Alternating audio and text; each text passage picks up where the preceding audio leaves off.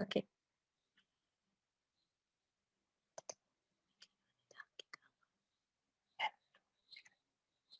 Right. Okay. So I'll start, isn't it, Tushara?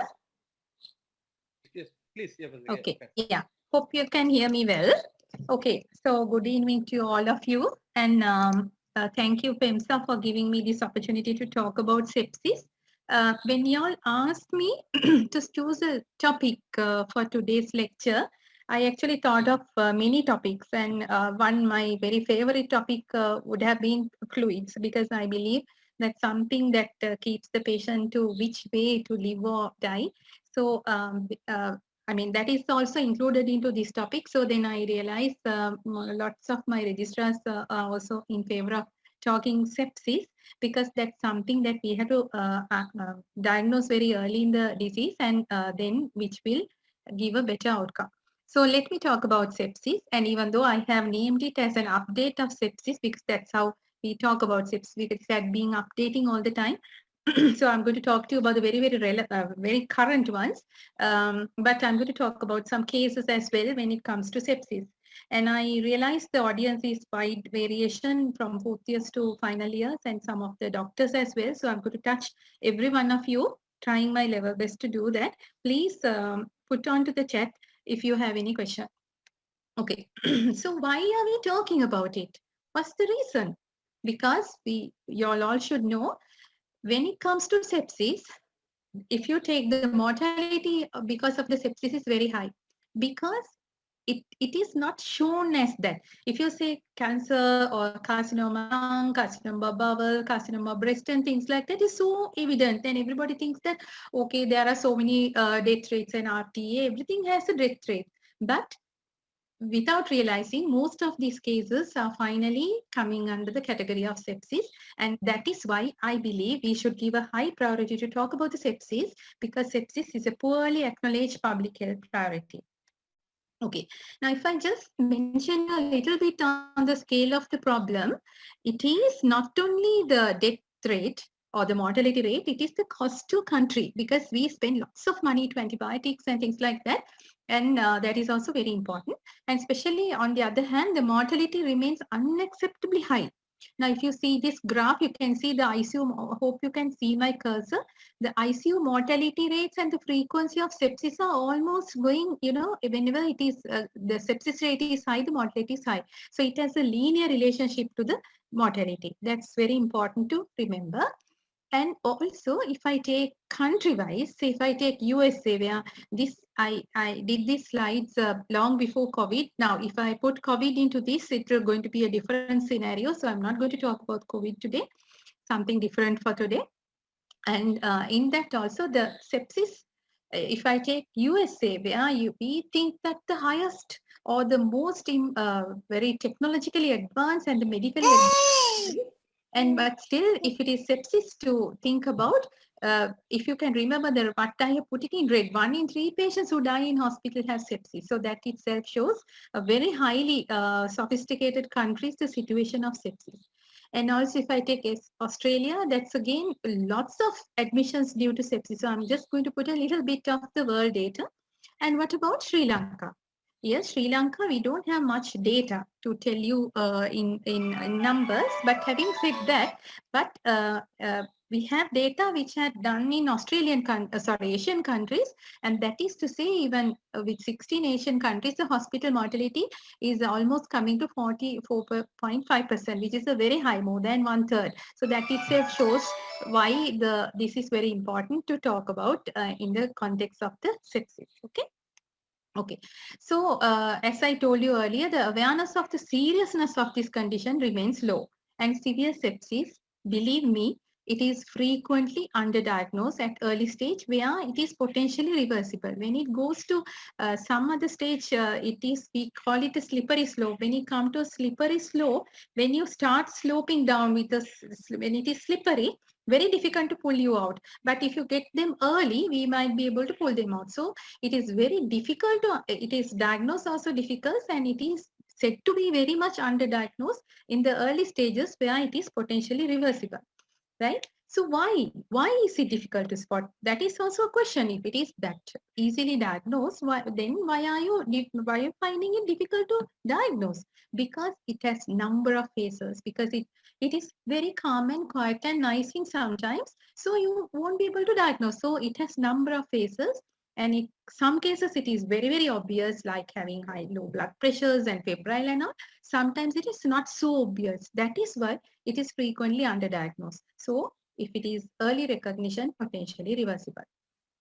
If I take some common reasons behind the sepsis, most of the infections like respiratory tract infections, some pneumonias, it is supposed to be the most common cause of sepsis, and abdominal infections like intra-abdominal abscesses and all, genitourinary ones, pyelonephritis. When the lecture is going on, you will see why I said that, and the skin and the soft tissues, and implanted devices that you should not forget, because implanted devices like central venous lines, and urinary catheters, ET tubes, and all these are also a major source of having sepsis, leading to sepsis. So you should not forget that. So remember, these are some of the, not some, most of the time, the sources behind the sepsis. And also there are risk factors.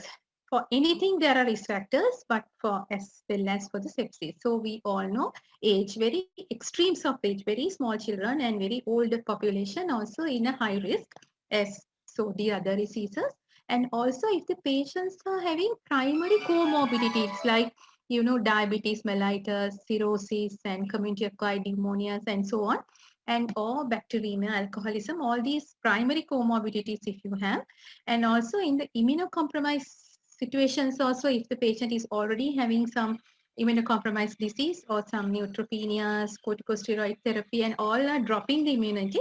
And the intensive care, if the patient had been there in the intensive care for a long time with prolonged admission, that them also is a high risk of getting this.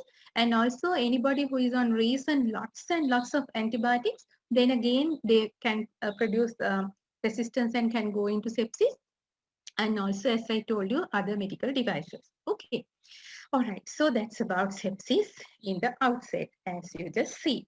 Let's move a little bit deeper into the sepsis. What actually happens in it? Because when you see the word pathophysiology, physiology and all, pathology and all, you feel that, oh, must be talking about so many hi-fi stuff. You don't need to worry. You just need to know a little bit on this. It's this. Sepsis actually is a hyperinflammatory systemic reaction. That is because the reactions that the body does to infections is the biggest problem here. So let's see how it happens. So anything if I get an infection to my hand or some other abscess or something, what happens? The inflammatory response mounted against the bacteria or the microbes that we are talking about. So the same thing happens. So if it comes to sepsis, the pathogenesis or the triggers are, the bad ones are the gram-negative bacteria, because gram-negative bacteria has these endotoxins with their cell walls, and that's supposed to be one of the very reasons behind this severe sepsis. And then the gram-positive bacteria as well. And then you don't forget the fungal and the viral and the parasitic ones are also there, which even though I said rare, now we see it is not rare either. And out of all these, the gram-negative bacteria is supposed to be the major culprit. But having said that, anything can happen, can go into sepsis. So what happens to these endotoxins is, what happens here is, now when you get the infections, all these macrophages comes and cytokines release and whatnot, all these whatnot things happening. And then all these are called the inflammatory cytokines, or what you call the pro-inflammatory cytokines, which is TNF alpha, interleukins, and all this nitric oxide and all those things. And then these cytokines will start another role of things, and they will release some numerous mediators, like what we call, whatever the name you remember, if you say, that will fall into something here. So leukotrienes, lipogenesis, histamines, bradykinin, serotonin, IL-2, IL-6, IL-10, anything. Right? So all these cytokines, then one after the other, the barrage of cytokines are coming. Right? So say if I get an infection or you get an infection, we are not going to go to sepsis. Why? Because the body try to oppose to this, and they make anti-inflammatory mediators like IL-4, IL-10 and things like that. Okay. So they produce the anti-inflammatory ones, and the body is trying now with the infection, they produce inflammatory ones. So why you and me are not getting sepsis probably? Because the anti-inflammatory ones are winning, right? Okay, so in some situations, this is going to be dysregulated, and that is the reason behind the sepsis. So simple, isn't it? Pathogenesis is so simple. And remember, it also can activate the clotting mechanisms, which can generate the microthrombi, tiny, tiny, teeny, weeny microthrombi, which is the dreaded complication. This sepsis can happen because they can block the small vessels, and the tissues behind that is going to be ischemic. That's a big problem. So even though I said many words, if you can remember, they dilate, they leak, and they clot, and that's enough. So all these cytokines do these three. They dilate the vessels, obviously, because of the vasodilatation, patient is hypotense. And they start leaking because they go into these podocytes and they separate out uh, the pores in the cell wall, vascular wall, so they leak, and because of that they cause edema, and the albumin and everything are going to be leaked. So not only hypovolemia, they cause edema, and these microthrombi then can go and block in these small vessels. So this is the problem. So if I just showed you, this is also not a very big thing. Just see, post-infection and then the inflammatory reactions can have the pro-inflammatory cytokines, anti-inflammatory cytokines, and the coagulation things, and all these will can go into tissue injury and organ dysfunction. And if the inflammation is continuous with the coagulation, there can be possibility of recovery. If not, the cell death, not patient death, here the cell death, right? So if I just showed you, if you can remember this just enough, because in some of the situations, if somebody asks, like postgraduates and all, if somebody asks what actually happens, all these macrophages given this TNF, and then the given the cytosomes like this, and then in the hypothalamus they have fever, capillary endothelius they leak, and the vessel walls they cause microthrombi. Then ultimately the tissues won't get enough oxygen, and then they go into lactic acidosis, right? This is a huge, big diagram, but all I want you to remember is this hemodynamic collapse can cause shock and the respiratory failures and other organ failures. That is it about. And if I go through the tissues that we love to talk about are the lungs, which can go into ARDS, CVS go into hypotension, renally they go into failures. I'm sorry about the ARF, it is the AKI, acute renal failure, kidney injury, and the liver, acute liver, CNS, it is altered less consciousness, and hematologically DIC. This is how we have been talking about sepsis. But there are so many new theories came up, right? And this had been explained in, say, what happens in dengue, what happens even here in this situation of COVID also, this theory is coming up, where this glycocalyx, the cell walls are being lined by this glycocalyx membrane, and this matrix line the endothelial cells are, which cause serving as a barrier. So in this situation, this barrier is being degraded in sepsis, and then the inflammatory cytokines and all these things will degrade this. So that is the Nivas theory had come up with the sepsis yet to prove. Okay, so that's about this. Now we spoke about the importance of sepsis. We spoke about who is likely to get sepsis, and then now we spoke about the pathogenesis as well. So now we will move into the definition of sepsis, because people used to ask, how do you know what is called by sepsis? Now, the newest definition of sepsis is, the current definition is this 2016 consensus definition, which is given a name called Third International Consensus Definition, or sepsis 3, right? Because there are, then if you call to sepsis 3, there should be 1 and 2 as well, isn't it? So these previously used definitions are not considered useful nowadays. However, I'm going to talk about it a little because these definitions are still widely used in clinical practice in most of the situations in some other countries. So I'm going to just touch on to show you the evolution of this definition, right? Obviously, when it is first, it was discussed in 1991. For you to call it a sepsis as a 1991. So we never knew that there will be 2 and 3 and finally 4 and 5 and whatever, so they call it sepsis, right? Okay, so 1991 Bourne et al is the one who described this, and that is what we call it sepsis. And then to sepsis 2 came in 2001, and the sepsis 3 is now the one that we are doing with Singer et al, which is sepsis 3. All right. So I'm just moving to the first one because these words erroneously you all are using. That is why I'm going to talk about this. This 1991 or 92 very early sepsis definition includes this. They said it's a continuum. There is sepsis and they go into severe sepsis, then they go into severe septic shock, and they go into multi-organ dysfunction or multi-organ failures. And this is a continuum. That's what they thought. And hope all of you who are listening to me today remember this systemic inflammatory response syndrome or SIRS that we fondly call, right? Now, don't get a wrong idea.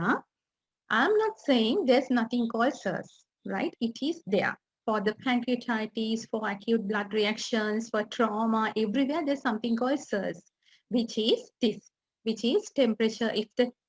These are the 4 criteria of SIRS. These surgeons love to talk about sepsis and they kept on asking at the exam. So remember this, not on the sepsis, but on the SIRS. Temperature, if it is less than 36 or more than 38, so hypo and hyper. And the heart rate, if it is more than 90. WBC count, if it is more than 12 or less than 4 or more than 10% immature bands, or the respiratory rate more than 20, which causes lowering of the carbon dioxide. So if anybody has 2 or more of these, we used to call they have SIRS, right? Okay, it is there. The SIRS is there. What is not there is using SIRS, use of SIRS to diagnose sepsis, right? So we used to call, in 1991, they said, whenever a patient has SIRS criteria, which I said 4 criteria, 2 out of the 4 has SIRS.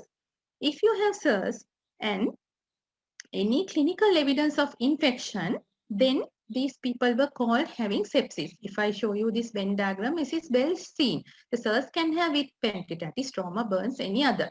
And the infection also can have all by herself. And then the infection and SIRS together, these are the people, they call it sepsis, right? Then they called it, there's a category called severe sepsis where you get the organ dysfunctions. And then they said when the patient starts dropping pressure and not responding to the fluids, they call it septic shock, and which goes into multi-organ failure. That is what the definitions and the nomenclatures in 1992 when they first described this. Then in 2001, people said, no, we want to put some more diagnostic criteria. This is not adequate. So they put new ones, more things. I'm not going to discuss this because in no time we are going to discard all, right? Then long later, they realized use of the SIRS for sepsis is not very good. It is not that sensitive. So SIRS is actually an appropriate response to an infection. We want SIRS. We love SIRS. Surgeons love SIRS because that's the way the infection is being halted, right? So using SIRS, poor SIRS to diagnose the sepsis we should not do because it's not that sensitive to that. And then because it is not appropriate, we are talking about inappropriateness in sepsis, right? And then also they said this continuum of model like sepsis go into severe sepsis, go into septic shock, that is also completely misleading. And then the severe sepsis is also redundant. So then because of that, people discussed this matter and then they said, okay, this infection SIRS, I told you earlier, they said infection goes to SIRS, goes to sepsis, goes to severe sepsis, goes to death, cell death. But they said host rather than the germ which led to progression of sepsis is the one that we are discussing, which is wrong, right? Because of that, this is no more, and this is no more, and this is no more. So please remember, now we have a new one. Why I said all these no more things? Because you sometimes read old books and sometimes you at the exams trying to explain this in that words. But never mind, we'll excuse you if you are undergraduates, but not if you are postgraduates, right? So in 2016, that's a year which is marked in red in sepsis history because they gave a new definition. Because I'm in the back of my mind, I feel this is done by the USA and these people can't just wait because the others do. So they just came up to say, no, this should be this way. And they had enough reasons to say that anyway. So we call it a third international consensus definition for sepsis and septic shock. And I remember in 2016, we taught the students in just 1 month later because we were up to the changes. and that is called Third International Consensus Definition of Sepsis, or sepsis 3.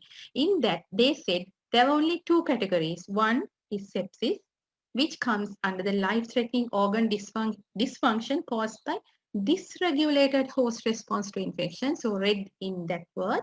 And then the septic shock is the other entity. So there's nothing called severe sepsis or septic shock, which is a subset of sepsis with circulatory and cellular metabolic dysfunction, which associated with a very high risk of or higher risk of mortality. So this is the new definition of sepsis. Either it is sepsis or septic shock. And I must confess, I'm talking about the adult sepsis mainly, right? Okay, so it's so easy now. What they say is people can have infection without anything, but they can have sepsis also, and then they can have another entity or the spectrum of it, another subset of it called septic shock. But as you can see, just being sepsis is not that high mortality. They can still die, but they go into septic shock, the mortality is very high. Okay, so again, I'm just going to say, so the severe sepsis is removed from the continuum of sepsis syndrome. And but having said that, we still have challenges by having that same definition, because people who work in emergency units or emergency departments, you can see that still we might not be able to diagnose them, because there's may delay to arrival of the ED, and the triaging is different, and the call for rapid response, all these things. Also, there are some symptoms who can simply mimic the potentially less severe conditions. So then, because of that, these things can be still missed. So you have to bear that in mind. Okay, because of that, a new screening score was introduced when the sepsis 3 came up, which we call Q-SOFA score. And people who know that we used to ask this at exams quite frequently, this Q-SOFA score, right? So the Q-SOFA stands for Quick Sepsis-Related Organ Failure Assessment. You don't need to remember the long name. If you can remember the Q-SOFA, you can remember that, right? So I put a SOFA, which is the SOFA. It has 3 sides. Like that, it is having 2 or more of the following features if this patient has, then we call it, it is a bit of a risky Q-SOFA score, which is very easy, right? You only have to see now the problem is early diagnosis, because if you manage the patient early only, you can reverse this situation. So early as possible to diagnose. So if I just ask you now, will you remember the search criteria? You will scratch the hairs to say, මොකක්ද respiratory කීයද 22ද 20ද, and then the heart rate 90ද 100ද 110ද. We can't remember, but this we easily remember. You just see the patient. If the patient is breathing faster than respiratory rate of more than 22, and if he's bit altered level of consciousness, either by the drowsy or maybe just talking nonsense, or his systolic blood pressure. Anybody can check the systolic blood pressure, because this can be done by the nurse even. If it is less than 100, then you call it, he has more than 2 of the following. The Q-SOFA is strong enough for you to call him as a somebody who has started the cascade of sepsis, right? So people to remember, these things are given a bit of a mnemonic, right? Hypotension again H, altered consciousness again A, and the tachypnea is T. So if you take all 3 the letters, it's called HAT. So hypotension H, altered consciousness, which comes here, and the tachypnea, which is the respiratory rate more than 22, it is called HAT. Now, very frequently and often, you come for the exams and ask, how do you all diagnose sepsis? They say HAT score. So HAT score is not the HAT score. It is the way to remember. The score is Q-SOFA score. Okay? Done.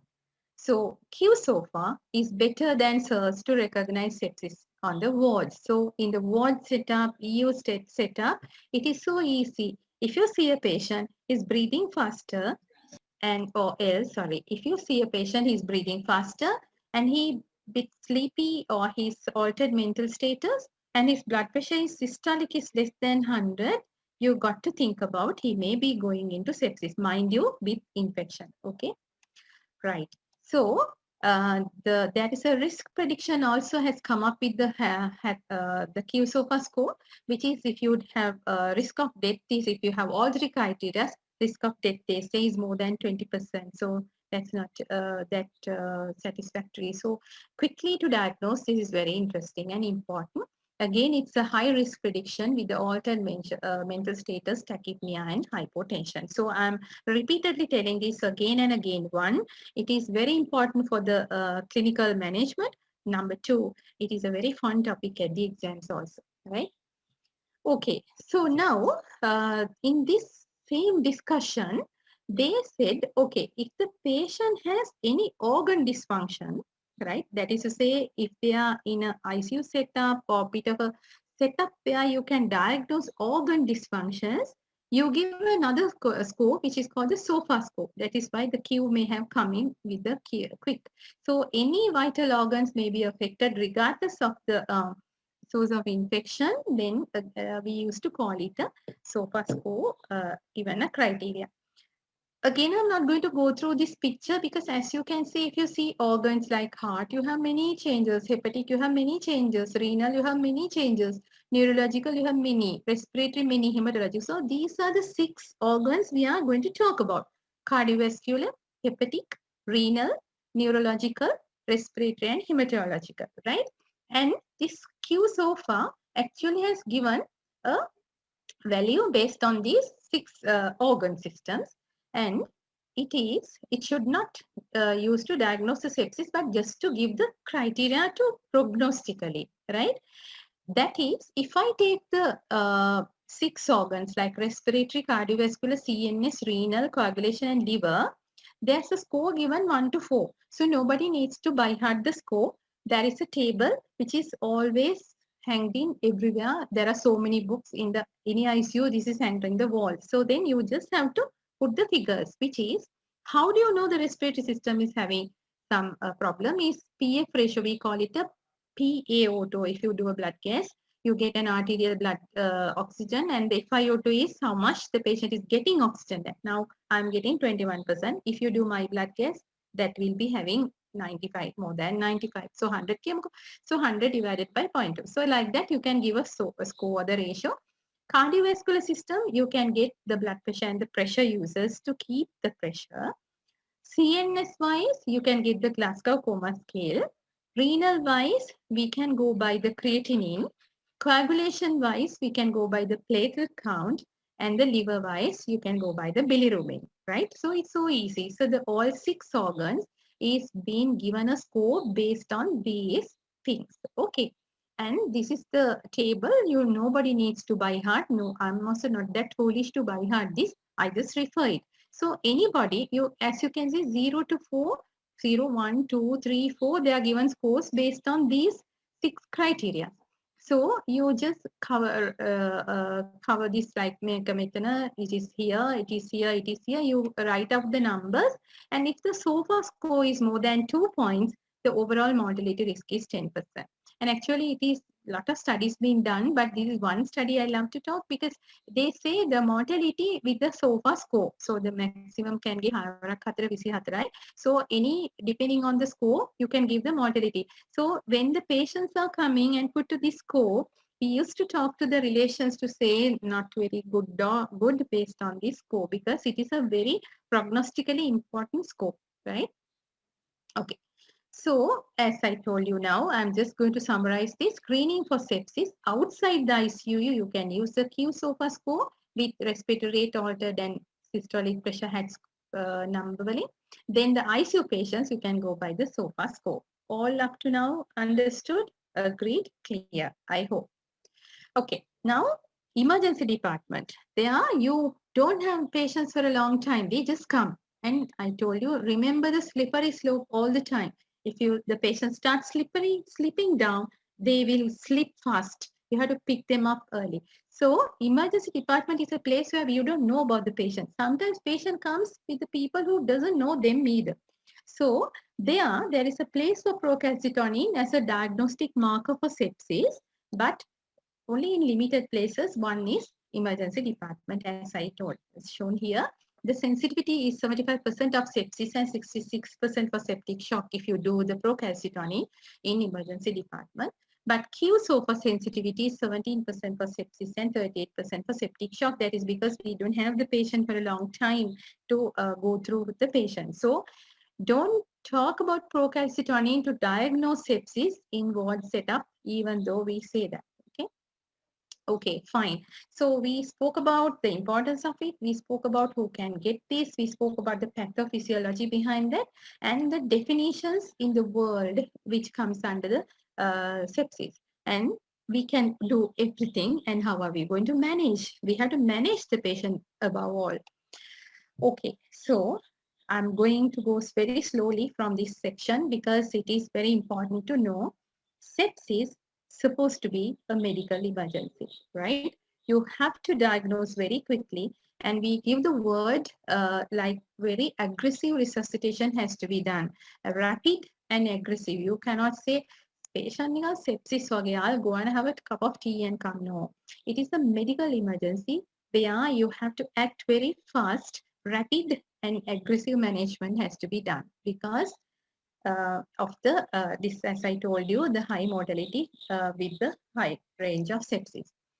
And diagnostic and treatment measures should be conducted simultaneously. So if you want to diagnose something, that as well as the treatment should go very hand in hand simultaneously, and the success completely depends on the early detection, early and effective resuscitation, and early antibiotic therapy. Okay, so these are the three major things I will more and over again, I will talk about it.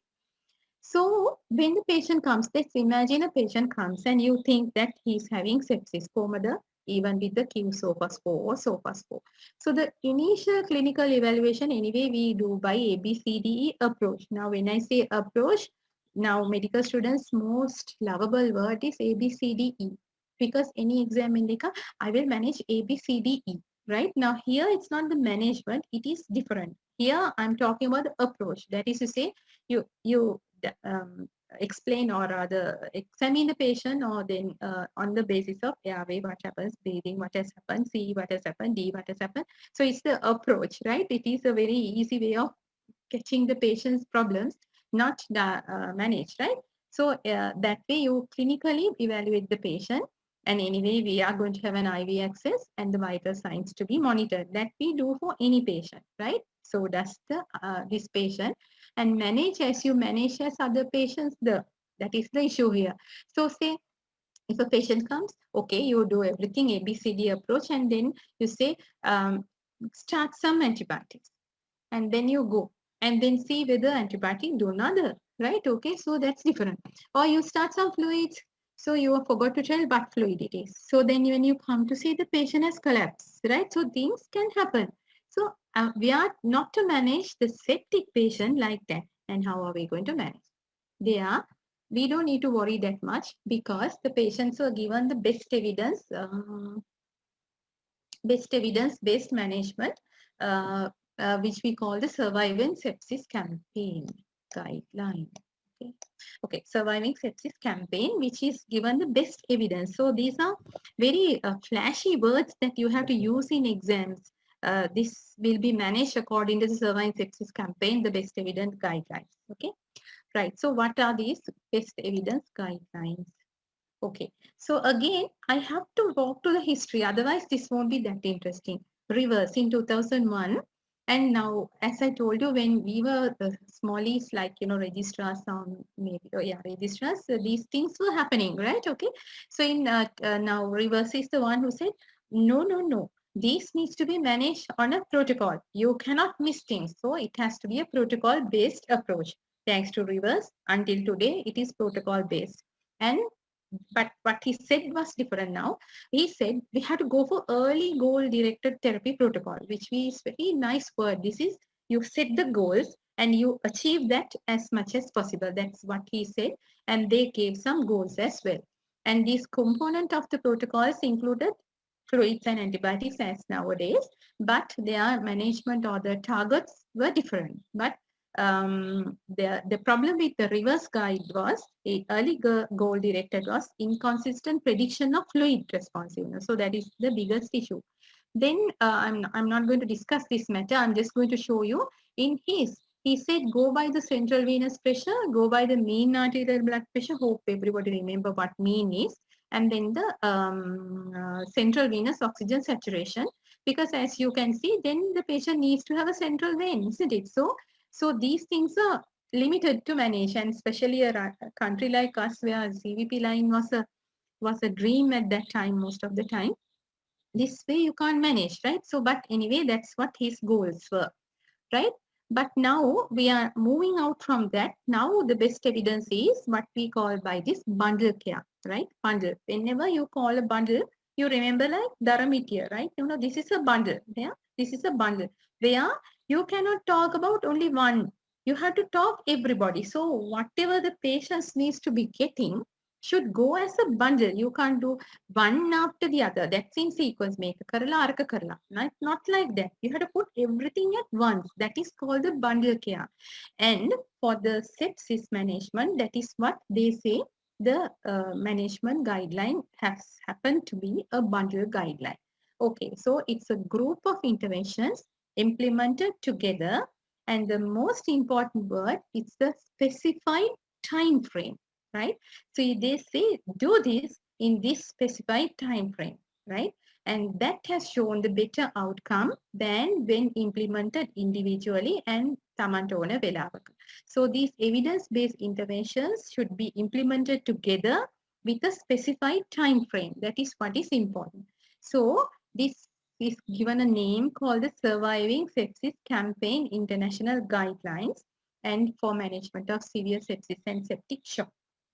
And these were, now I told you, reverse early goal came in 2001, and 2004 is the year that they put up this guideline. So everywhere in the world, and before the COVID, to be honest, there's one place the Western and the European and Americans and the Russians and Japanese and Chinese and Asians and everybody got together is for these guidelines, right?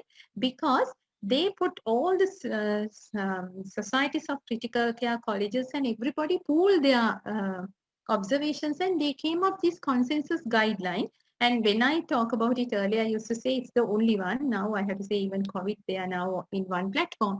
But then 2004, it's a consensus guideline which was updated every 2 yearly. So there's one in 2006, 8, 10, 12, and then it was revised in 2015, updated in 2016. That's what we discussed. And now it is revised, and the newest guideline is 2018. Yet to come because of this COVID. I think it is just halted. Otherwise, they would have come with little bit more changes. So every 2 yearly, there were little changes happening to this guideline. So I'm going to talk about 2018 guidelines because these, if the registrars are listening to this, the students doesn't need to know the names. The PROMISE, RISE and PROCESS studies in all 3 big countries gave the evidence for the non-consistent with the bundle care. Okay, right. Back again. Then Apeka, where you have the Surviving Sepsis Campaign Bundle 2018 guideline. Okay, which is given a time frame, as I told you. Now, before that, say 2004, it has 3-hour bundle and 6-hour bundle, right? 3 hours meeting karan, 6 hours meeting karan, within 6 hours. Then they have earlier they have 6 hours and 12 hours bundle. Then they have 3 hours and 6-hour bundle. And from 2018, we have 1 hour bundle. They say these things should be done within the first hour, right?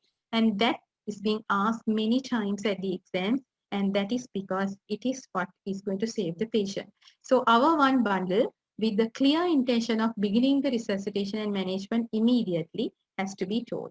And this is what it is.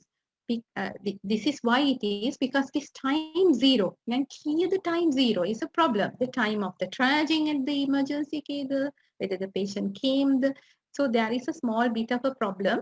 But one thing is the last word, it should not be delayed pending intensive care unit admission or whatever. Wherever you see the patient, if the QSOFA criteria is being met, start the treatment, which is this, right? The Surviving Sepsis Campaign Bundle number. Now this is, I'm not going to put 1, 2, 3, 4, why? Because it's a bundle. All these things should come together, but I'm going to put one by one because I need to discuss this, right? So you need to measure the lactate levels because that is an indication whether your treatment is going to be fruitful or not. So the measuring the lactate level is a baseline. Some time ago, we didn't have way to measure the lactate, but now we do. So to measure the lactate if possible, quickly just get a venous sample or something, measure the lactate. But these are the things we can do. Obtain blood cultures prior to administration of antibiotics. We all know why it is before the antibiotics, because it is going to change the sensitivity. So we have to obtain the blood cultures before the administration of antibiotics. Now, these are when you're practically doing it, it's difficult because it's in the middle of the night. Who is going to search for the blood culture bottles? That this is what as clinicians we have to do, and as senior doctors or whoever in the units we have to do to make them available. We have to have a buffer stock even in the night to take it. And then as you take the blood cultures, then you have to administer the broad spectrum antibiotics. I'm going to go through one by one slowly. Administer the broad spectrum antibiotics in a minute. We will talk what it is. And then you have to start the rapid administration of fluids, which is the fluid of choice is crystalloid. Again, it is questioned these days, but crystalloid doesn't cause any harm to patients, which is the normal saline, sometimes half normal saline or Hartmann's. And now we have balanced crystalloids, and all these are crystalloids. You have to give this 30 ml per kilogram. It's a huge volume. Just see 50 kilo manusya, it's a huge volume that you have to rapidly administer. And then you have to keep an eye on the lactate. If the lactate is high, that is to say there's a problem of the oxygen usage and the delivery to the tissues. So you have to rapidly start fluids. And then you have to, if the pressures maybe during or after fluids, you have to keep the mean arterial pressure more than 65 by adding some vasopressors, that is to say vasoconstrictors, to stimulate the alpha receptors in the blood vessels, right?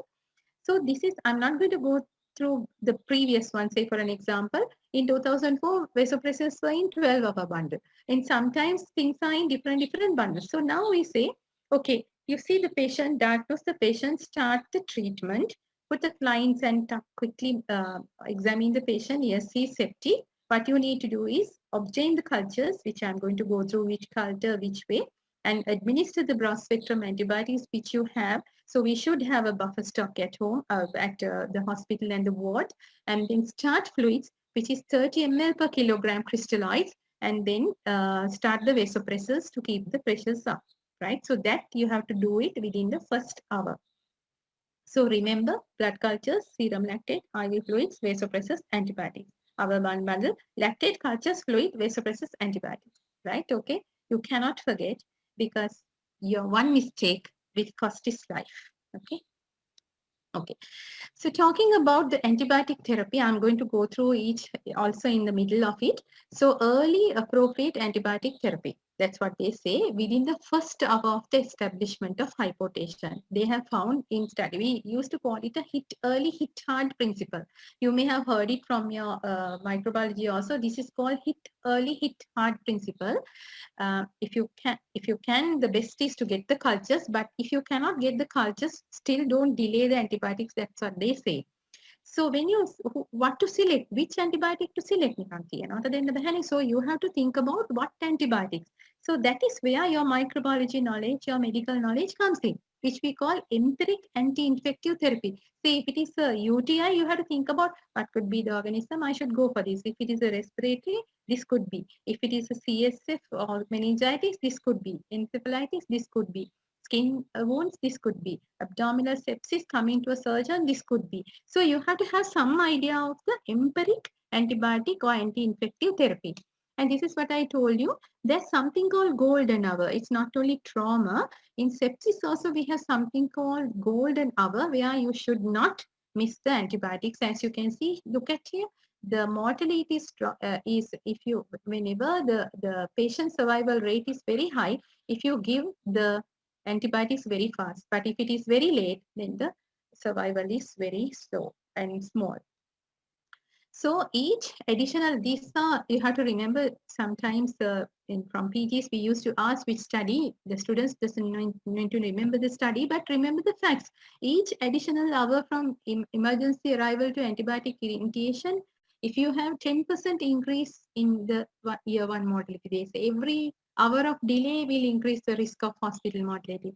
Rapid administration will lower the mortality. Statistically significant increased risk of death if you delay the antibiotics. So don't delay. That's what the crux of the matter is. Okay, so that's about the antibiotics. The next one we said is fluid, and I'm going to just elaborate a little bit on fluids. And I told you IV fluids to be started for initial resuscitation. What's the fluid? Crystalloid. How much? 30 ml per kilogram. And then, but you have to immediately start them, and you have to finish it at least 3 hours time. But now the studies are coming. There's no benefit of colloids over crystalloids for most patients. So you start crystalloids good. Additional fluids you can give if the fluids are supposed to be less. You can do the other studies and find out whether it is some more can be given. Sometimes you won't believe we end up of having 6 to 10 liters of fluids because that amount patient is vasodilated. You fill the vasodilated vessels with fluids. Okay, but you have to reassess the fluids, and hemodynamic and perfusion status should be continuously reassessed to see what happens. And I told you vasopressor therapy. Hope you remember vasopressors. It's the alpha stimulants, and the best is what? Best is answer. The best is the persistent hypertension. If it is the mean arterial pressure less than 65, you start this. And your idea is to keep it more than 65. Your first choice is noradrenaline, which is a very good alpha stimulant, very much more to beta. They have alpha stimulation. So if the patient is even not fully resuscitated, please start noradrenaline. Keep the mean pressure going, right? You cannot delay this. So it's very available. Its only thing is you need to know about the drugs. You need to know how to dilute the drugs, and your nurses are pretty good at it because we have taught them enough. Your second choice, or maybe my very early choice also, is adrenaline, which has an alpha as well as beta effects. Again, you can go for noradrenaline or adrenaline or maybe both. And you can reduce the noradrenaline dose because it causes a very severe vasoconstriction by adding vasopressin. Now, it is an ADH stimulant, and the vasopressin is causing the vasoconstriction. So that is also this category. It comes under this category, the NORAD, the adrenaline, or the vasopressin, and plus or minus, right? But early use of norepinephrine in septic shock, registrars need to know this sensor study well. Okay, so the vasopressor therapy is, as I told you, vasopressin is a severe vasoconstrictor, and it is having a one dose. You cannot have titrated doses. Actually, it can go up to 0.04 as well. That's all. That is one of those. People like us, countries like us are so dependent on dopamine, even though they are not in the guidelines. But we can give, if the patient doesn't have a risk of arrhythmia, we can go for dopamine also, which we are very used to go. Again, I must confess, this is only about adults, right? Okay, when it a little bit word about the antibiotics, because when you start antibiotics, and now our one finished, right? You started this, and then about the antibiotic, you need to know this. In days to come, you have to de-escalate the antibiotics because you start the best antibiotic you have. There's no point of saving the antibiotic for the dead corpuses, and you have to start what you can think of empirically most effective. And when the results comes, you de-escalate, come down. And sometimes you might have to go for combination therapy when the patient is having septic shock and all. And in this place, the procalcitonin levels found to be effective. People must be knowing what procalcitonin is. That can give you an idea about whether to continue this antibiotic or not, which we call it antibiotic stewardship, right? Antibiotic को guide करने का. So procalcitonin can be used to see whether the disease is getting better or not. Okay. Timing of blood collection, as I told you before antibiotics, you should not wait. And if acutely ill patients, best thing is to get it two samples from separate sites. And if the patient is having a central line or something, percutaneous line, you can get the antibiotics from that line as well as the other line. But it has to be together at the same time. Okay.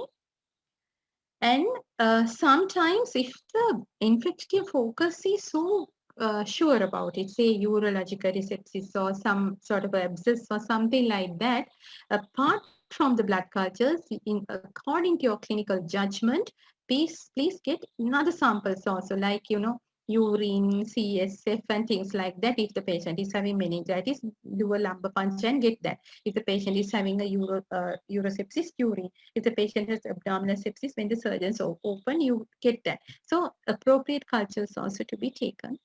And then, as I told you, it has to be a broad spectrum antibiotic for a most likely pathogen. And the concentration, sometimes we go for concentration dependent killings. We all have done pharmacology. So with the concentration dependent killing antibiotics, you need a loading dose like aminoglycoside. But time dependent killing, if you are talking about like macrolides and all, you need frequent dosing. So you have to think about the drug also when you are using what type of drug we are giving for them. Okay. You got to reassess the antibiotic regimes daily, and empiric combination therapy should not be administered for more than 3 to 5 days. And the de-escalation is a mainstay of antibiotic stewardship. You can get an idea by the procalcitonin as well. Okay. Okay. And the duration of therapy is usually 7 to 10 days. Antiviral therapy is indicated as early as possible if you're supposed to have an antiviruses here, and we never knew that this world will go into discuss in years to come when they said these things, but nowadays we are experiencing that. And sometimes with the longer periods, we have to be, if the undrainable infections, bacteremia with Staph aureus and fungal or viral, sometimes, or maybe immune deficient patients who are having neutropenia and all, we might have to extend the duration more than 7 to 10 days. Sometimes our microbiologists say 2 weeks or 3 weeks we have to give. Okay, maybe 1 month. So combination therapy not to be routinely used for treatment of sepsis without shock, and combinations also sometimes we use positives and negatives and virus and fungal and all combinations in some neutropenic patients and all. And measurement of procalcitonin, as I told you, and also it used to discontinue the antibiotics if the who initially appeared to have sepsis, if you found to be not. Right, I'm just going to just a word on it. These are the 4 or rather 5 points in the our one bundle who has best practice statements and strong recommendations to the antibiotics, the fluids, and the vasopressors. Right, don't forget it has a very strong recommendation, so you have to give it.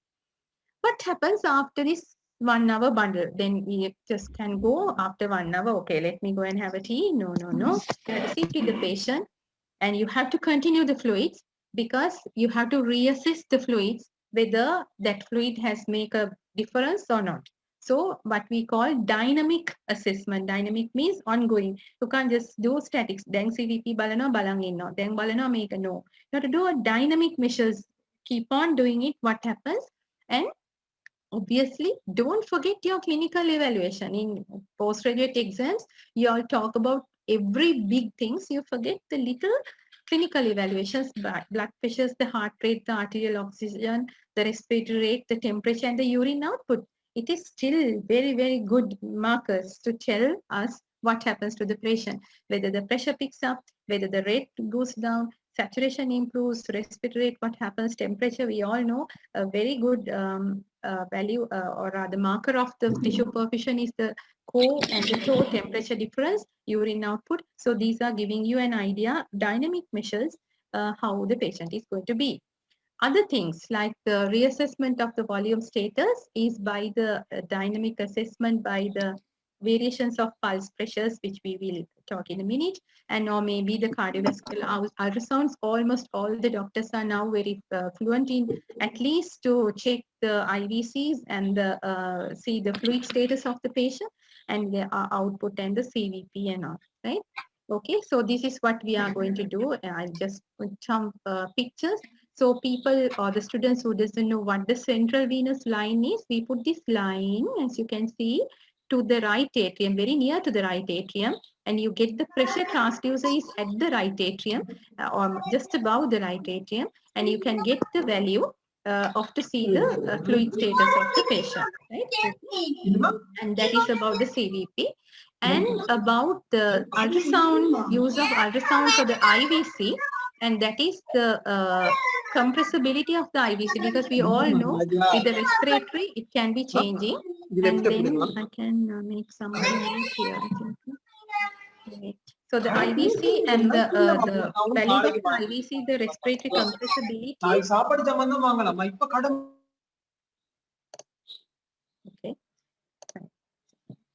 IVC compressibility is telling whether the patient is fluid filled or not. So if the patient is fluid filled, and then we know that it is we are in the correct track. Otherwise, we can, if not, it is more than some 13% of the differences of this, then we know we can give some more fluid. So things like that needs to be done. Okay, so another thing is the passive leg raise test. Registrars knows, but you don't need to know much. But that is, if you raise your legs, it's like having 500 cc fluid bolus to the system.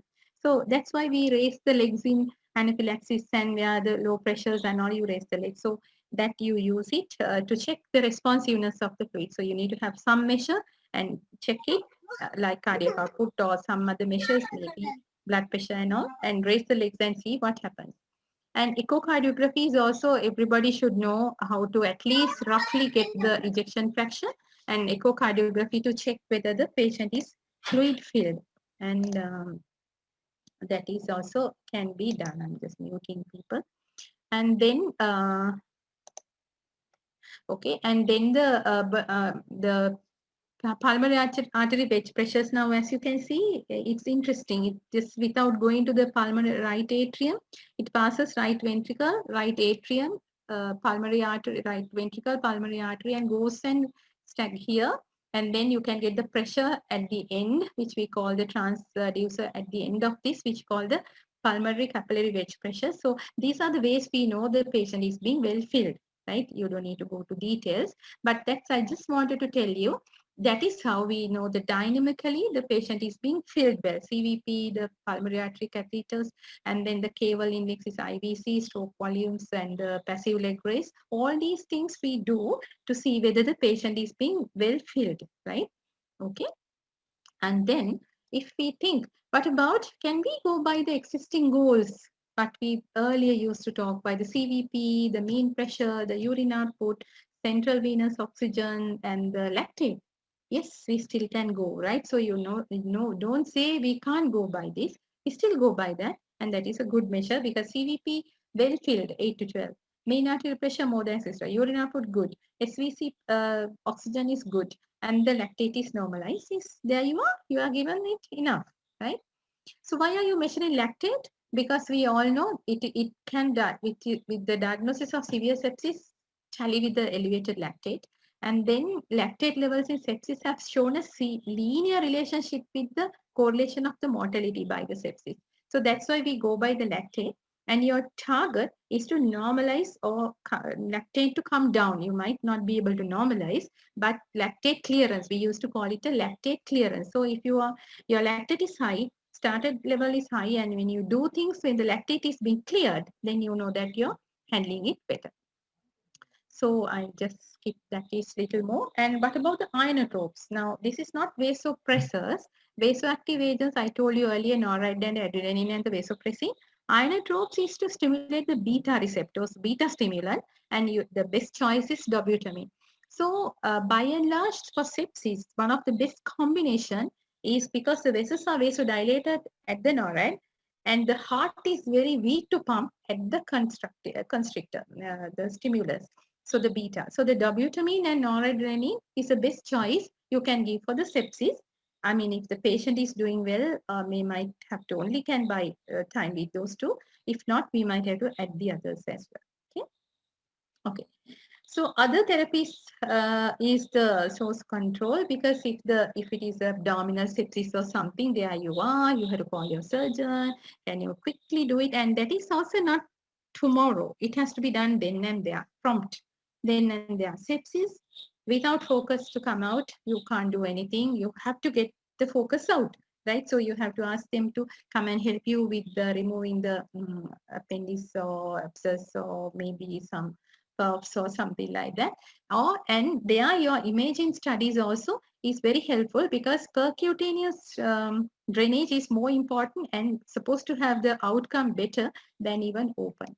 So imaging, the direct chest x-rays we need to take if the cause is due to the pneumonia. abdominal x-rays if the perforation or obstruction is suspected, and then the soft tissues, sometimes if it is cellulitis or tissue abscesses.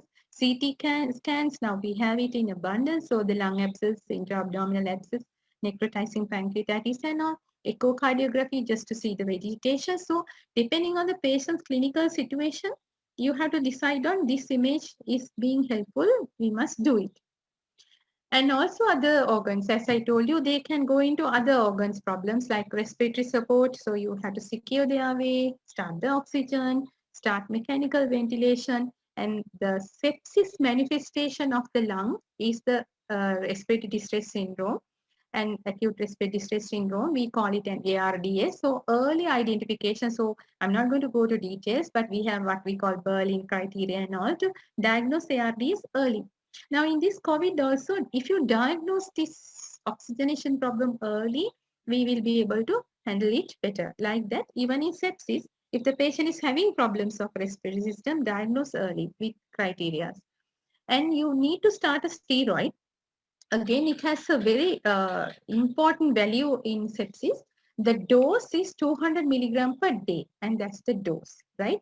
And we are supposed to use it only in those patients who are refractory to volume resuscitation and vasopressors. So you start the volume and you give the vasopressors, you are added NORAD and the adrenaline and vasopressin and maybe dobutamine, dopamine, everything. The patient is so not very responsive. We used to put more than 2 if you happens to add these things, then there's a place for hydrocortisone. And the dose is not the dose you want here and there. You have to give the dose is 200 milligram per day. That's the best evidence. So you can use it either as an infusion or you can go as 50 QDS, like divided doses, 4 doses of 50. Right? So wean the patient slowly. Once the inotropes are coming down, then you wean the patient tika tika adu karanawa. And if the patient is having other problems, like they are already on steroids for a long time, you have to add, or maybe if they are asthmatics earlier, then we have to get the respiratory physician also to involve and change that accordingly. Again, if the patient's blood hemoglobin count, if it is less than 7 only, we used to add the blood. Earlier, we used to see it is keep it around 10. Now we say even if it is go to 7 to 9, that's okay. FFP not to be used to correct the laboratory clotting abnormality, but if there is bleeding, then you have to use FFP and then platelet. Something else, because as I told you, they can go into DIC, right? So the platelet is one very good indication about the patient's sepsis status. So in no time, platelet is dropping. So you have to suspect sepsis, and target is you should not let it drop less than 10,000. They say if it is less than 10,000, there is a high chance of the intracerebral bleeds. So try your best to keep it up above 10,000. But if the patient is having bleeding, like bleeding gums or some puncture bleedings, then you maintain it about 20,000. And but if the patient is going for a surgery, then you have to make it or maintain it about 50,000. If that is a neurosurgery, then you have to make it above 100. Okay. If not, the neurosurgeons won't touch the patient. So remember, in normal septic patient, about 10,000. If the patient has a bleeding gums or something, about 20,000. If they are going for a surgery, about 50,000. If it is a neurosurgery, about 100,000, 100. Right? Okay. So this is what we are going to have the platelet with.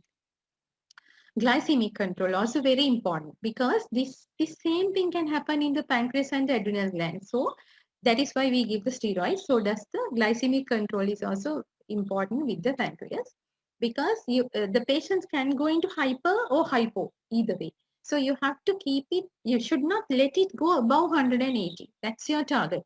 You have to maintain it below 180, but obviously not so low. So we value give the value 140 to 180. So that's the nice figure. So you use your insulin as a regime in IV and maintain it 140 to 180. Okay. And you have to maintain the fluids after your initial resuscitation, and you have to correct your electrolytes daily.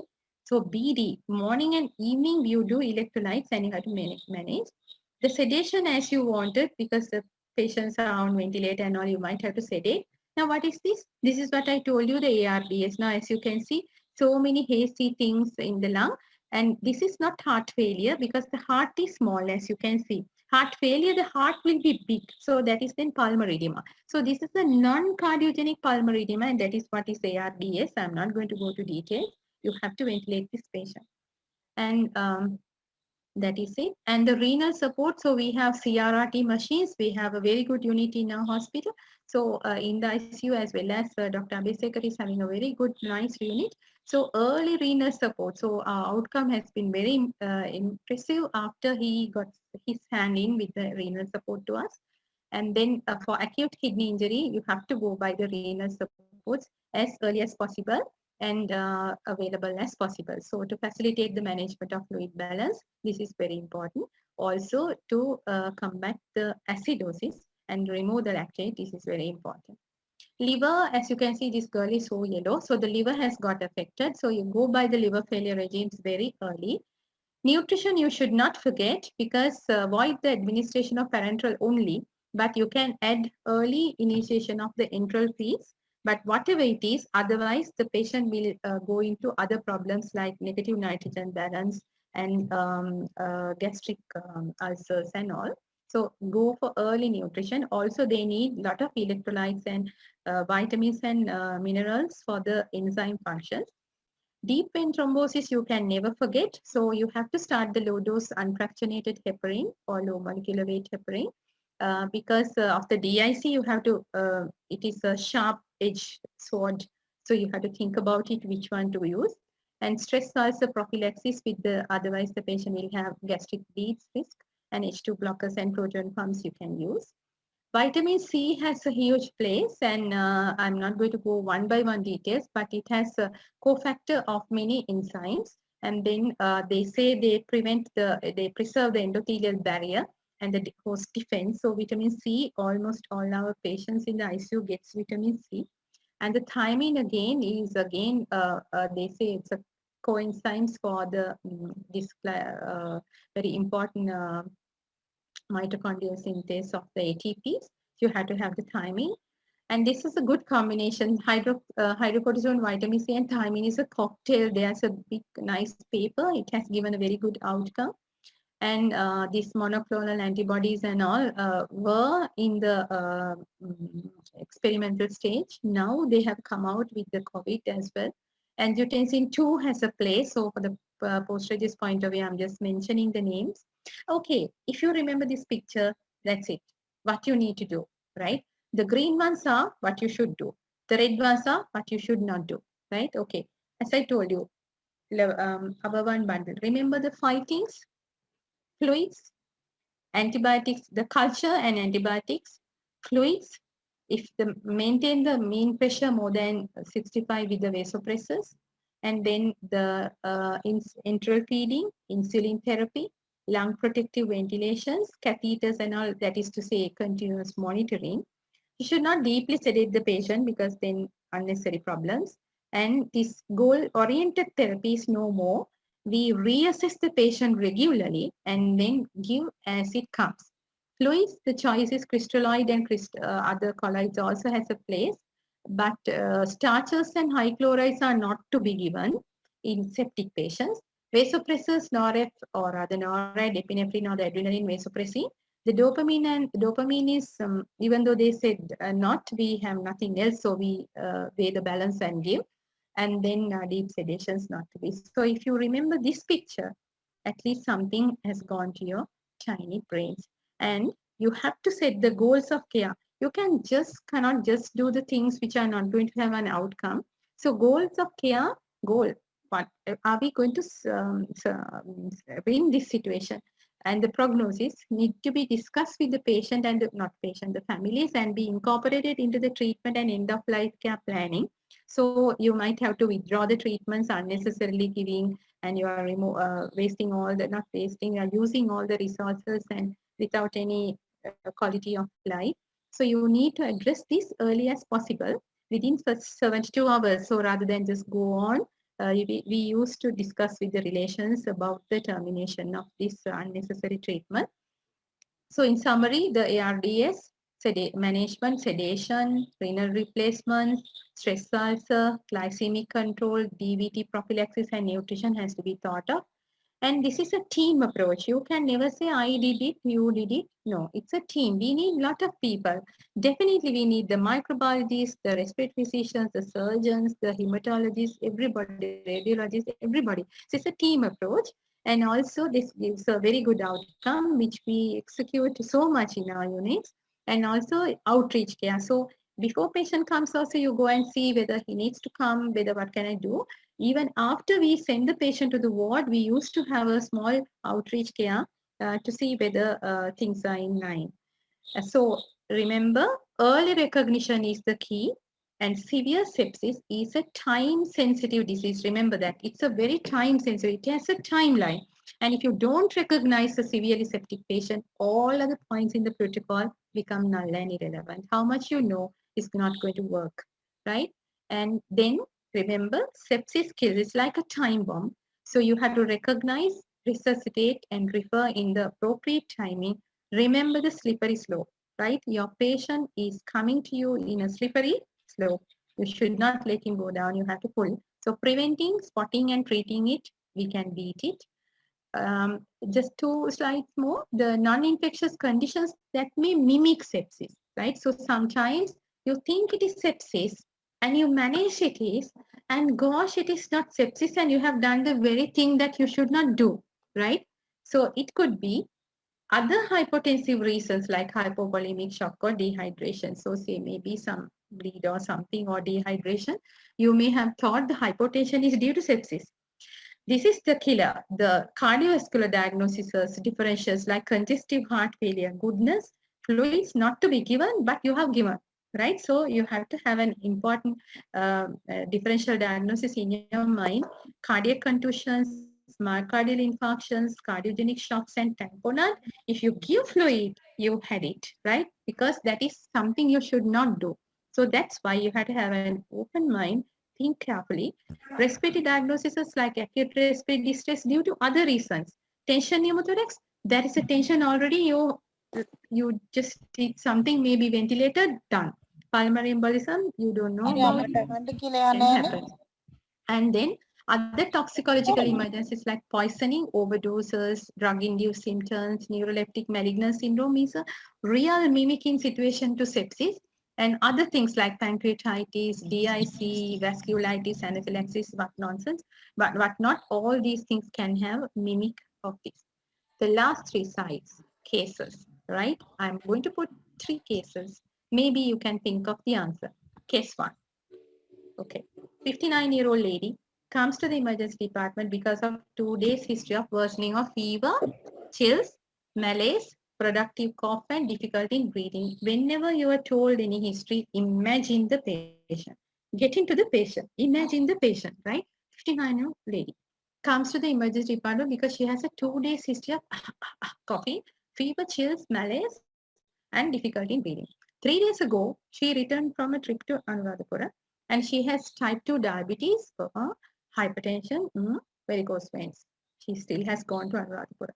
So her current medication is metformin, lisinopril, and then atorvastatin. So these are normal things she gets. She has fever and the pulse is high, 102. Respiratory rate is 31. Blood pressure 88 by 59. Pulse oximeter on, and then 2 liters of oxygen. The saturation is 91%. When you examine, it reveals the decreased breath sounds and dull percussion over the left lung base. Skin is very warm and but well perfused.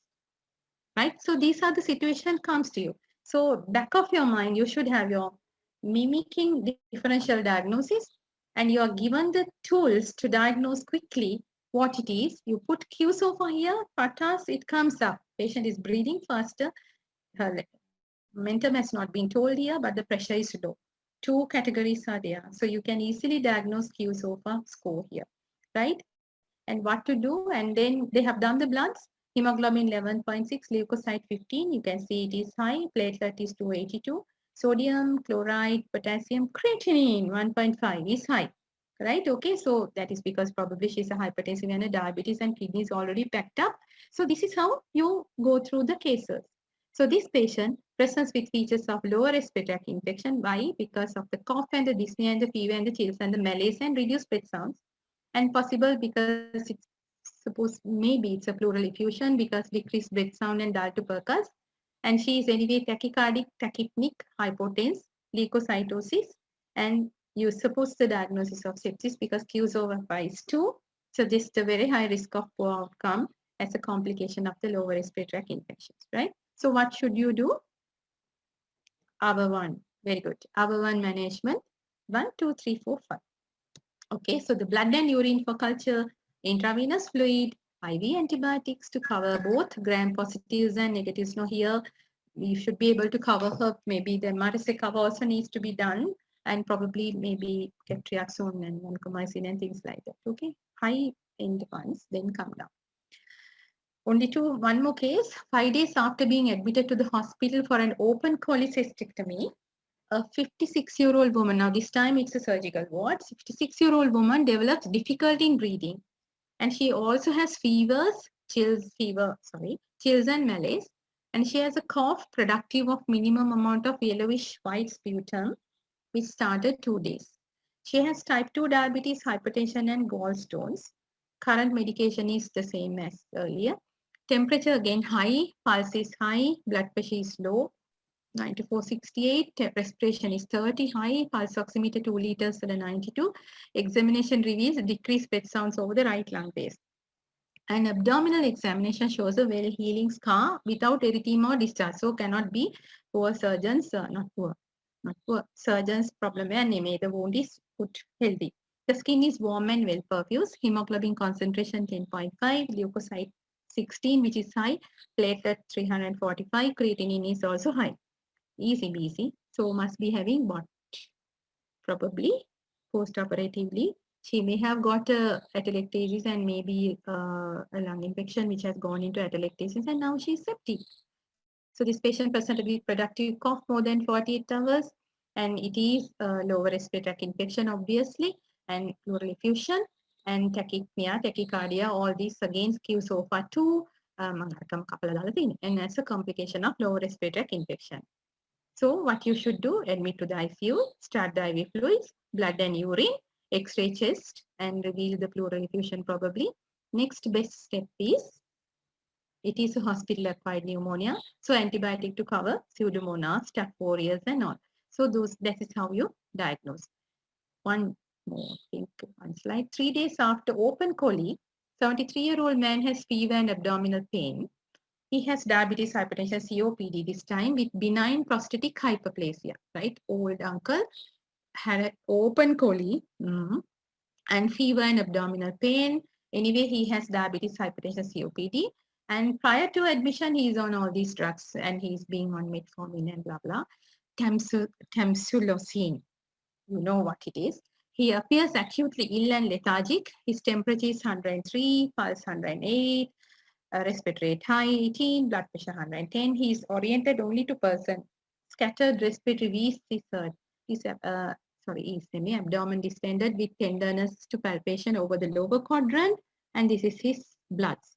Hemoglobin 10, leukocyte paddy, platelet normal, serum glucose little high, and then creatinine 1.2, and I have yellowish urine, protein, RBC, WBC. Any idea? Hopefully everybody may have thought why. He may have had a bladder outlet obstruction with his prostate and then a UTI is going into sepsis. And that's it is. Thank you very much.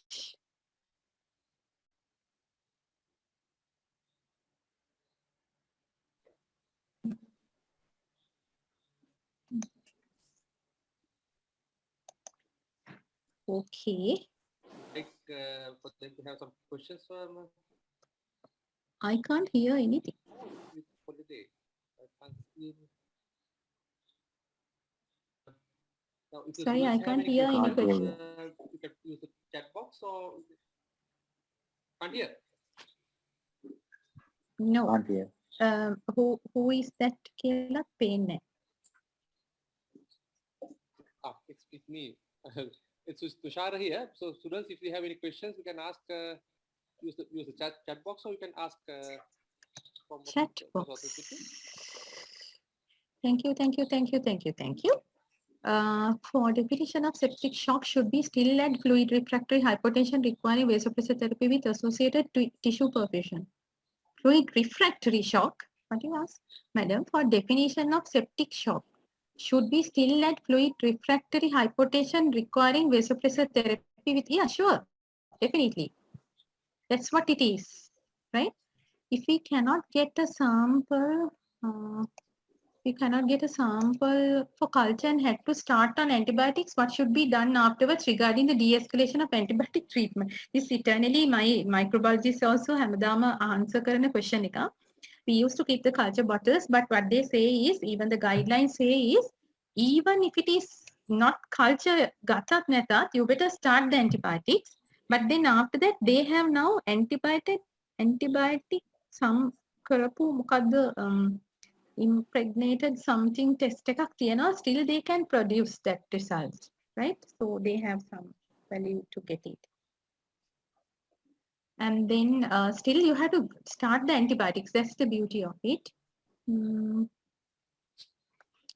If in MCQ says, what is the first thing to do in sepsis? 2 out of 3 had, is it antibiotics or the rapid, 2 out of 3, is it antibiotic or the rapid fluid resuscitation? What do you think?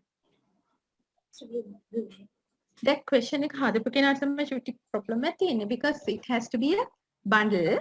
You cannot say one by one. Having said that, just this question may have had another stem for you to think what it is, right? So I would go for the antibiotic to start with. During the first hour bundle, what crystalloid should be used? Normal, it would a question එකේ භාගයක් අඩු ඇති ළමයි. ඔයගොල්ලන් ඇවිල්ලානේ ලියාගන්න.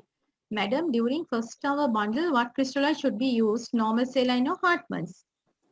Depends on the patient again. If the patient is a renal failure patient, will you use Hartmann's? No. If it is a patient with a high sodium, will you use saline? No. So you might use half saline. So like that, you have to go accordingly. But it is safe always if you use normal saline. Okay.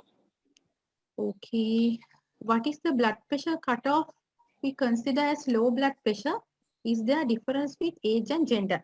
Yes, because why we say mean arterial pressure 65? I actually expected somebody to ask that question. Thank you for asking that.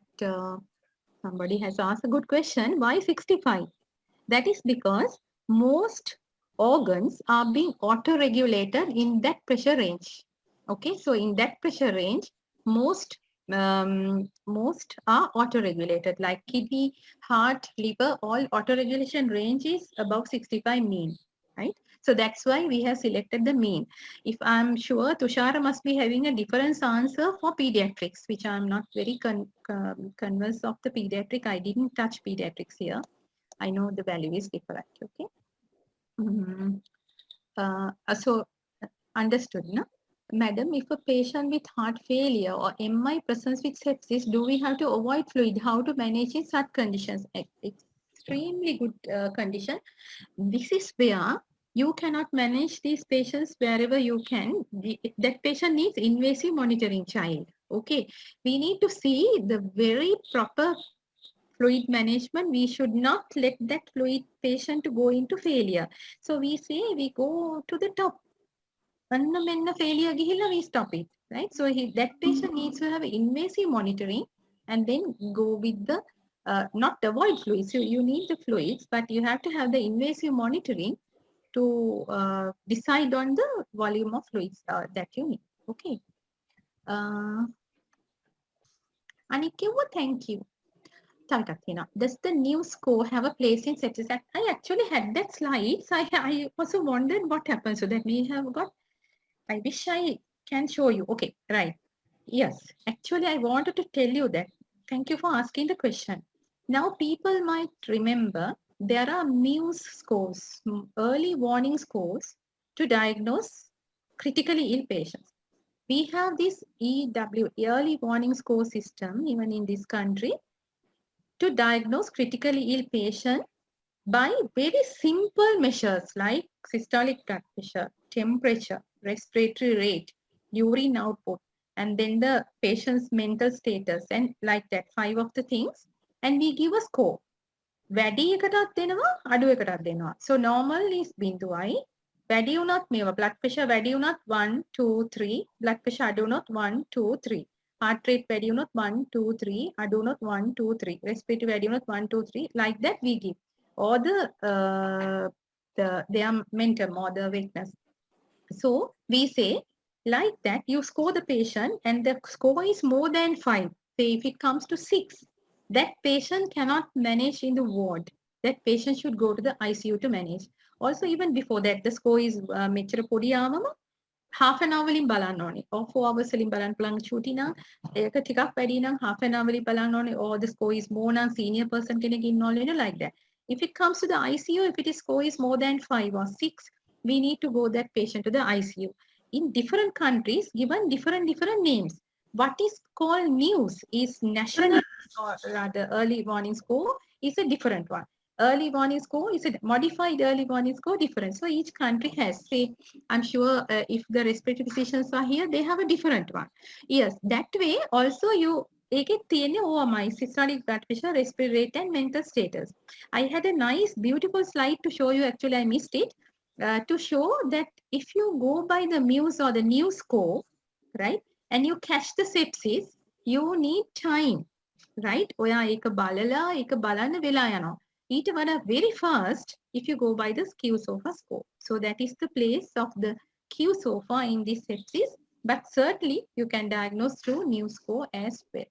Okay, I hope I have given the answer. What about sepsis 6 by NHS? Oops, 6. Madam, why don't we use procalcitonin levels in wards and ICU to diagnose sepsis? That is because one, it is very, okay, now the value of procalcitonin is very high. I don't deny the fact I use it because to diagnose in the very difficult setups like අර වගේ දැන් mimic situations ඉරන් say heart failure patient can go into sepsis, myocardial patient can go into sepsis, right? So in that situations අපේ other measures වලින් we are finding difficult. So in that case you quickly ask for it. So yes, in an ICU and emergency setup there is a very high place, but what they have found in neat, not very complicated sepsis, you can have other measures to diagnose sepsis. But if you write it procalcitonin as a diagnostic marker, nobody can say no, right? Okay, but used mainly for the antibiotic stewardship. Can we consider dengue as a cause of sepsis in an otherwise healthy patient? Yes, because dengue can have a secondary infections, not only dengue. Now, if I start talking about COVID, I will not stop it.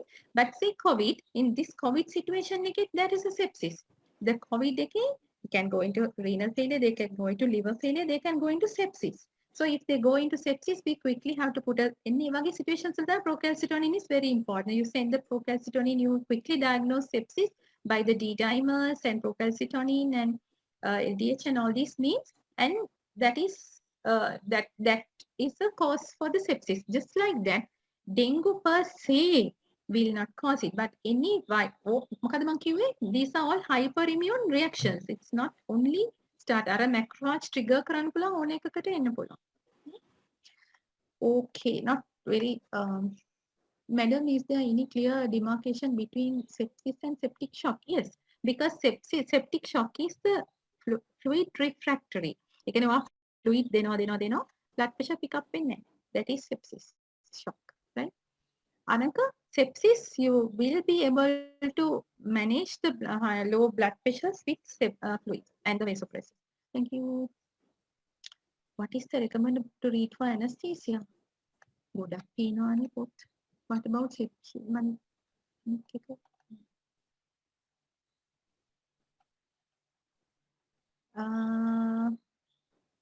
Madam, is it necessary to identify septic focus to diagnose sepsis? Certainly not. Because there are, if you can diagnose the septic focus, well and good, then and there you can remove it. Your surgeons are there, your physicians are there, your say, අපි antibiotics දෙන්නේ CSF එකකට ඒ focus එක අයින් කරන්නනේ, it is the same, right? So, but there are situations where you can't find anything, you can see the markers, that is where your diagnostic imaging and other things comes in. If it comes into the category focus එක හොයන්න ඕනේ පුළුවන් තරම් මහන්සි වෙලා, but if not you have to treat blindly. But when to take CSF like samples before or after the antibiotics, I told you, darling, clearly it is before the antibiotics. Whatever the sample, if you take before the antibiotics, that is the best to do, right? But because the waiting for the sample කියලා antibiotics එක දෙන එක delay කරන්නේ නැහැ. හරි? Antibiotic එක දෙන්නම ඕනේ. But the best is before the antibiotics to do the CSF. There are some situations we do paracentesis, CSF, lumbar punctures, and pleural effusions, droppings, and all before we start the antibiotics if you can. Okay, certainly if you suspect any meningitis, do it before. That's the best thing to do.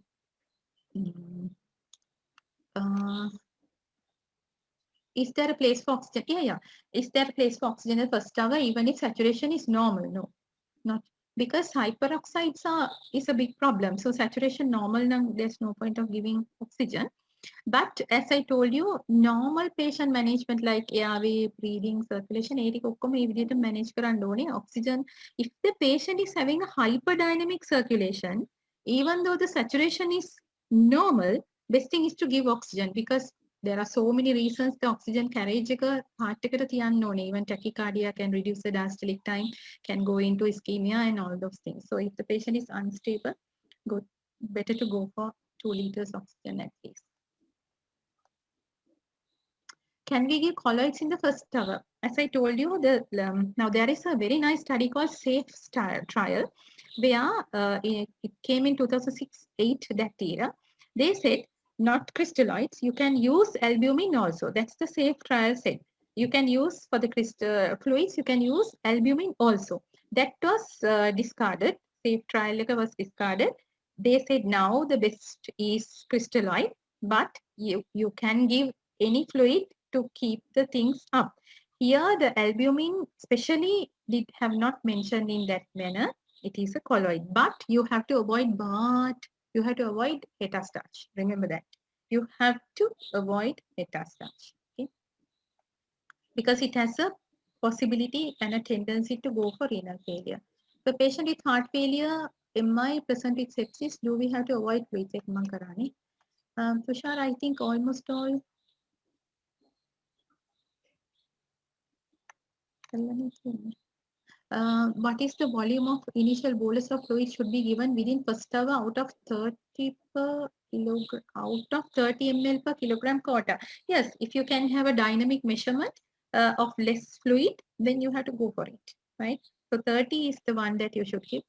Having said that, even though I didn't touch, because I know a lot of students are here, PGs, we have to decide, we have to now know there are so many arguments coming in the whole world because of this glycocalyx theory. High fluid is a problem, right? Okay, so in years to come, that's why it is being updated all the time. I'm not surprised in couple of years time to come to say go back on the normal fluid regime, because even in lactate they have found because the lactate is just shows that. Do you think the lactase just indicates the inadequate tissue oxygenation? No, it indicates the inadequate tissue lactate clearance, right? Okay, it could be the usage, right? Low usage. So because of that, the fluid has a double thinking these days, but for the time being, fluid is the answer.